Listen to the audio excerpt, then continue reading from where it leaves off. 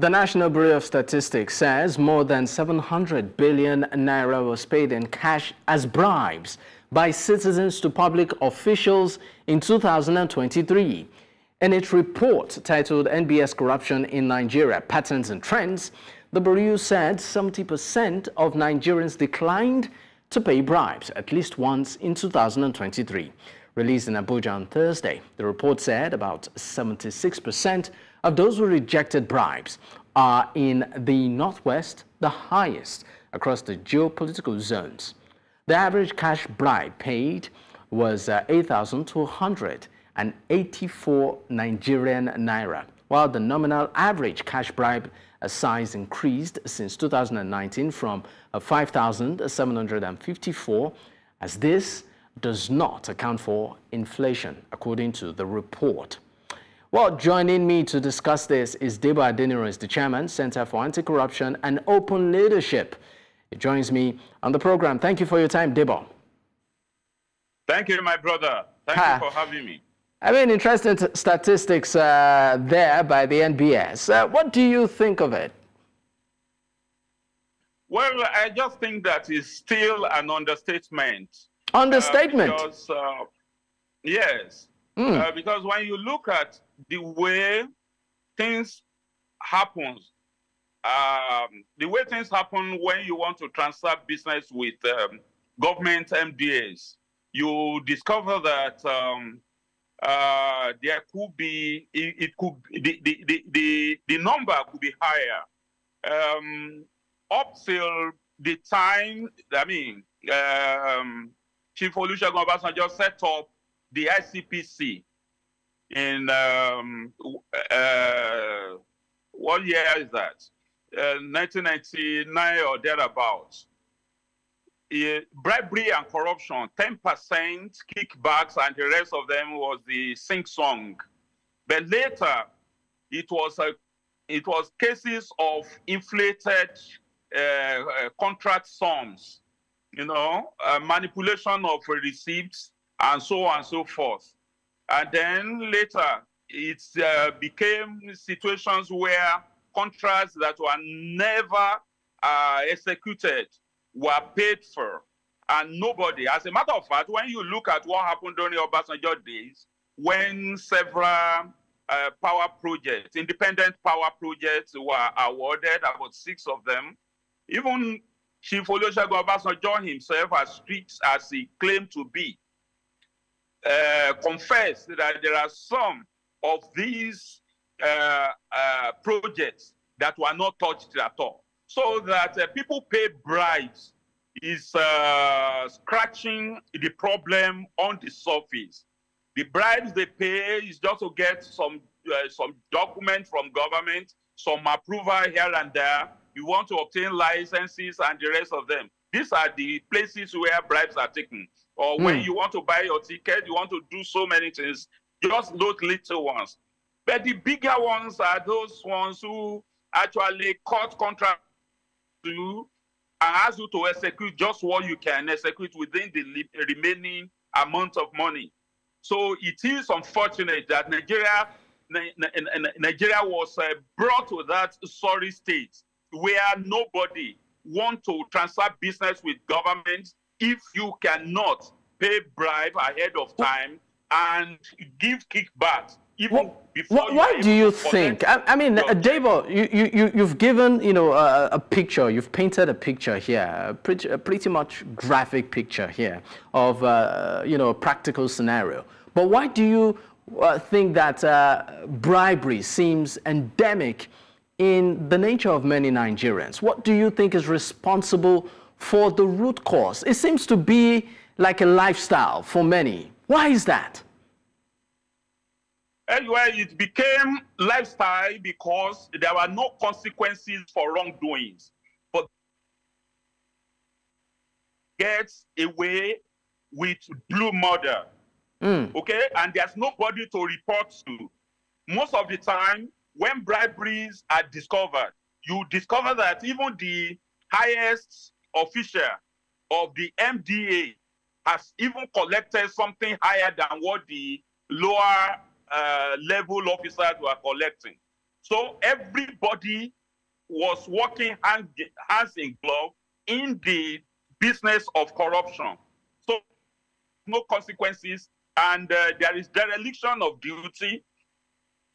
Like a Jessica about they are laissez-faire when it comes to following the due processes, and that was why Obasanjo, the due process office, which metamorphosed into Bureau for Public Procurement.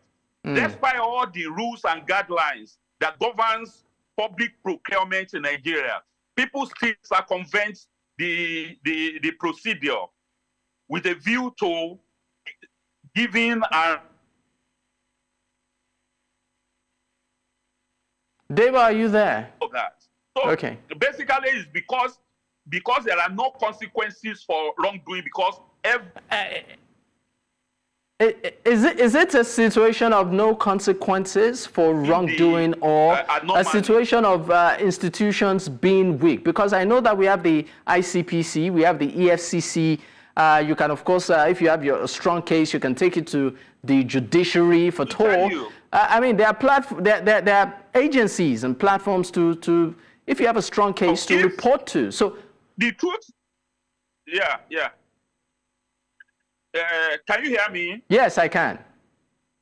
Yeah, the truth is that all of these anti-corruption and regulatory agencies were just okay? They were created in a way just to satisfy the global, need, just to appear nice. So are you saying that the likes of EFCC and ICPC is just cosmetic? Now, let me tell you, ICPC is supposed to have a desk in all the MDAs called Act 2. That is Anti-Corruption and Transparency Unit. Procurements are supposed to pass, okay? So that before anything is procured in any MDA, the Act 2 desk should know. But the Act 2 cannot be available, cannot be funded in all the MDAs at the 3 tiers of government. So if they are not there, they cannot even supervise anything. Then at the end of the day, even when they are there, they are still human beings that man those desks. Nobody is oversighting the function of Act 2, even in the MDAs where they are present. They are underfunded, they are undermotivated, they are undertrained, they are underprotected. These are the reasons why all of those agencies are not performing their duties optimally. The same thing with the EFCC. EFCC has NFIU, okay, where all the banking transactions should pass through. They also have what they call CACOL, where all the professionals, the NGOs, civil society organizations have to register. Okay, that is special control unit against money laundering, CACOL. Now, it is also a toothless bulldog because only very few corporate organizations register with them. Lawyers, professional accountants, and the rest of them. Many of them that help those who looted our national patrimony launder their money through. Even the job that they didn't take, they get, they issue, what do you call it, receipts and invoice. Way to check, because CACOL does also supervise its own procedures. So these people get away with it. So because there is no consequences for committing all of. Okay, so now I mean, talking about the EFCC, let me give you some statistics here. I mean, the EFCC, for instance, said it secured a total of 3,785 convictions across all its commands in 2022, for instance. The figure, which emerged from a review of the Commission's performance in the outgone year, shows a 70.5% improvement over its record in 2021. And, of course, the current, that's as at 2022, had over 3,000 convictions. And I'm sure this year, or last year, it must have, of course, gone up a bit. So, I mean, right now, for quite a number of people, they'll tell you that the fear of the EFCC, for instance, is the beginning of wisdom. So, I mean, would it be fair to say the EFCC is not playing its part in ensuring that issues like bribery and corruption, is nipped in the bud?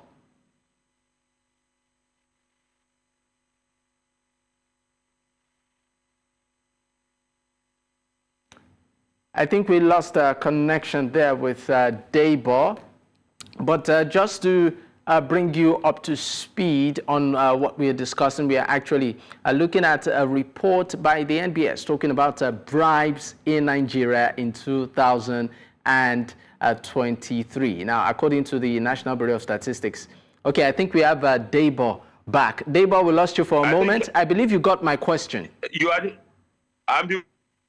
Actually. Okay. I believe you got my question.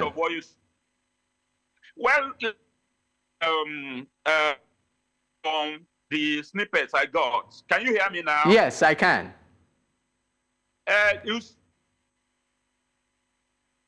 They have achieved is just % of what they should achieve. You know why? A lot of are still gathering dust on their shelves. One, if to FCPC is much more than what is happening to EFCC, though. But then the personnel, the operatives, do not have requisite training.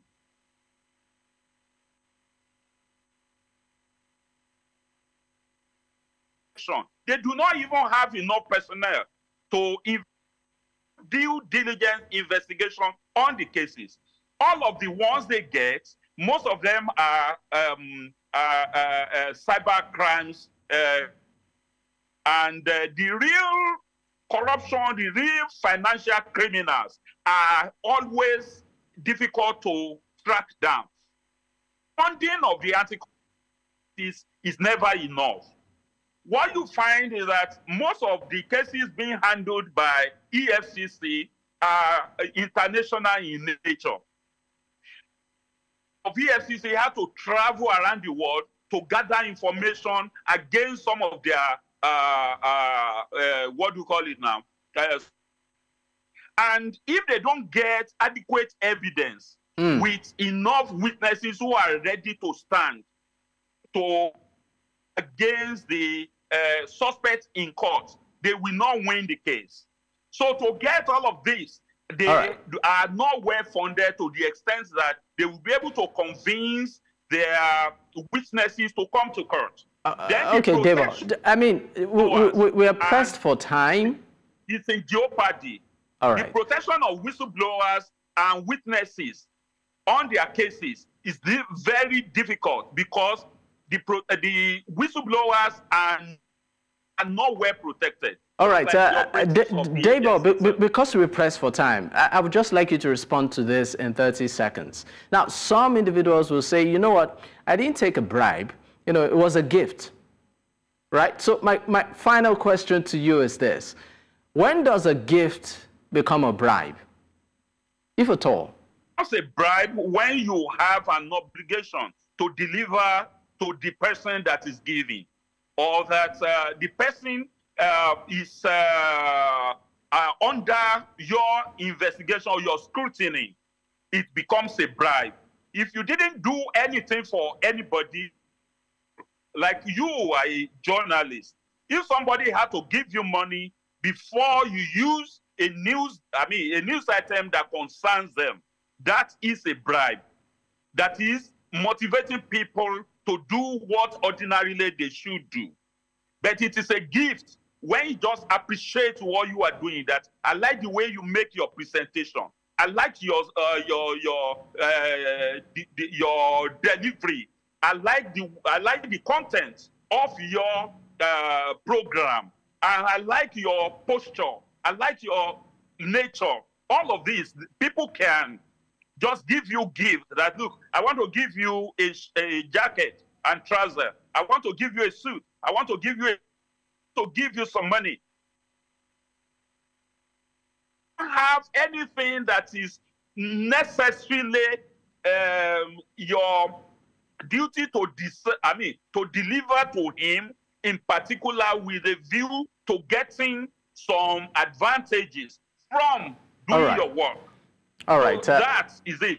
When journalists take brown envelopes before they carry your news, that is a bribe, actually. But it's also gratification, because we also know that many of the employers, those who employ the reporters and the rest of them, do not pay them adequately. Sometimes they don't give them. So you can just say, well, you seem to be particular, about journalists. Anyway, thank you so much. Thank you so much for your time on the program, Debo Adeniran. Of course, I duly appreciate it. Thank you once again.